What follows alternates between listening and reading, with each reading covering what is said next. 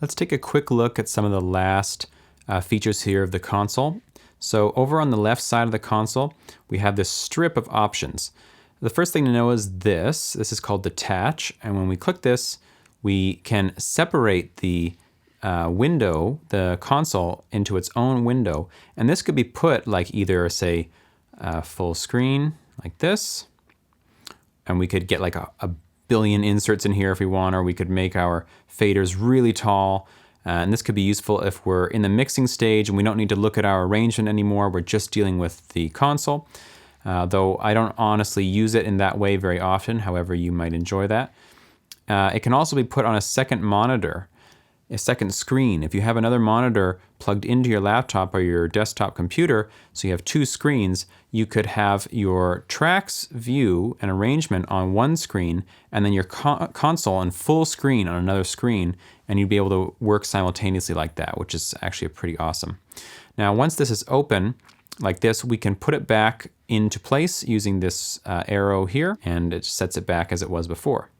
Now, next to that, we have an X that just closes the console, so we can open it again with the mix button.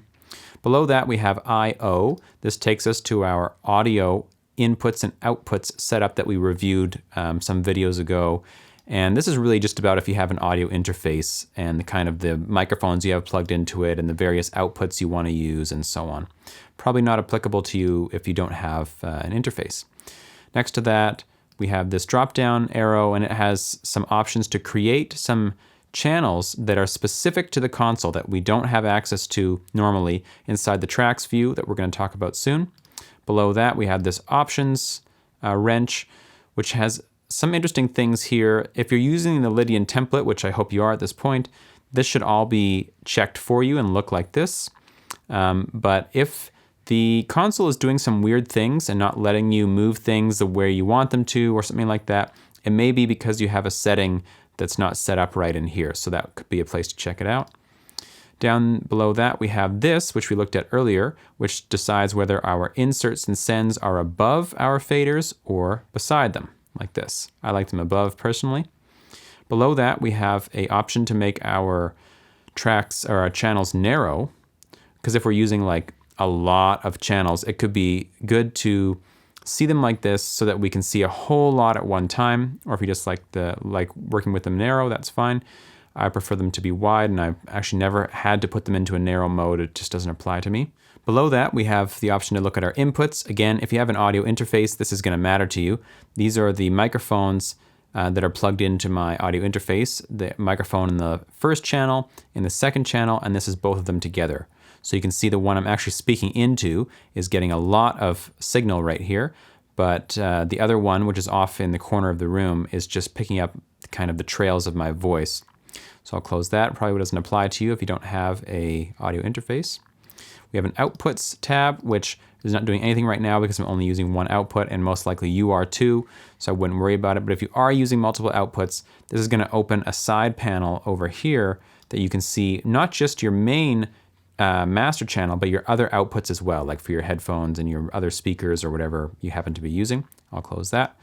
An external tab, this is just looking at what MIDI devices you have plugged into your computer. I have my MPK88. If you're using a MIDI controller, a MIDI keyboard, it will appear here, and you can do your setup and change the name and so on.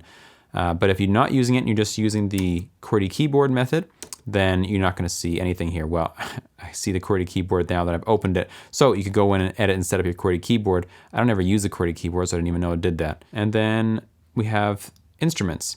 These are the instruments that are present in your song. So here we have all our tracks, but these tracks are not actually the instrument themselves. Like here I have my flute melody track, and it's assigned to the instrument called presence. And the piano is presence 2. Now I could change this track so that it sends its MIDI information to presence 2 instead of presence 1, or I could send it nowhere if I wanted to. Those instruments are actually kept here in the Instruments tab, and you can manage all the instruments in your song from here. But again, I don't really use this so much. It has come in handy a couple times, but most of the time I'm able to do what I need to do just from the tracks view or from the console. Close that. Below that, we have this, which is fairly important. This shows our tracks list. So from left to right, we have the number of the track, so such as 1, 2, 3, 4. You see these little numbers here. We have this white little circle diamond thing, which hides and shows tracks, which is important. So say we didn't want to see anything except, you know, the impact. I could hide all those tracks and just see one like that. And I can turn them on just by clicking and dragging up the tracks if I want, or turn off specific ones or whatever. Next to that is a symbol that's telling us the kind of track it is, just like this symbol. That's the audio tracks or audio channel symbol. This is the instrument channel symbol for the little keyboard. And here we have it too. The little waveform is for audio. The little keyboard is for instruments. We have the color, we have the name, and we have the possibility of putting our tracks in groups, which we haven't talked about yet, so nothing to worry about there.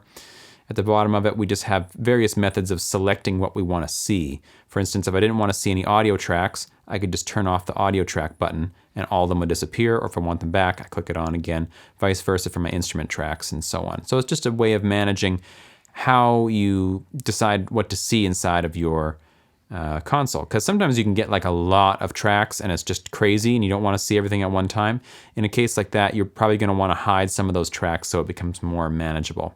That's all that the sidebar really has to offer, so let's move on.